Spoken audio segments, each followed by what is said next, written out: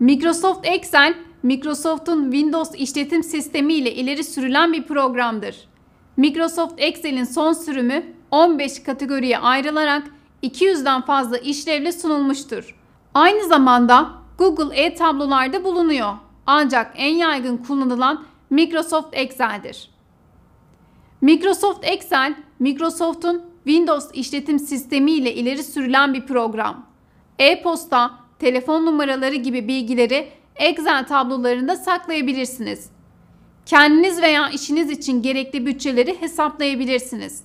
Tedarikçilerden gelen satışları takip edebilir, barkod sistemleri oluşturabilir ve bunların takibini Excel sayesinde yapabilirsiniz.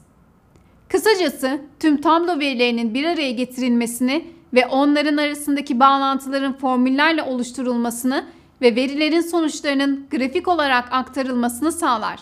Excel'i nasıl kullanacağınızı öğrenmek için zaman ayırmanız gerekir. Excel eğitimleri enstitüde uzmanlaşmanız için hazırlanmıştır. İş hayatında bilinmesi zorunlu olan yetkinliklerin biri Excel kullanımıdır. Herkes Excel biliyor olsa da bazı teknik bilgiler var.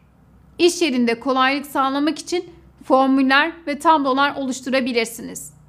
Bunları geliştirmek içinse Excel eğitimleri almanız gerekiyor. Sayısal veriler ve tablolar iş hayatının her yerinde. O yüzden Excel de bunun için harika bir araçtır.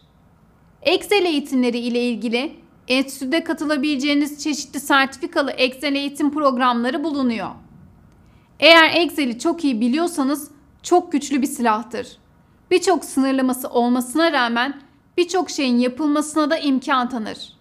İş başvurusunda bulunurken bilgisayar becerilerinizden hangisinin öne çıkıp çıkmayacağı konusunda kararsız olabilirsiniz. Katıldığınız Excel eğitimlerinin sonunda aldığınız sertifikalar karar verici olacaktır.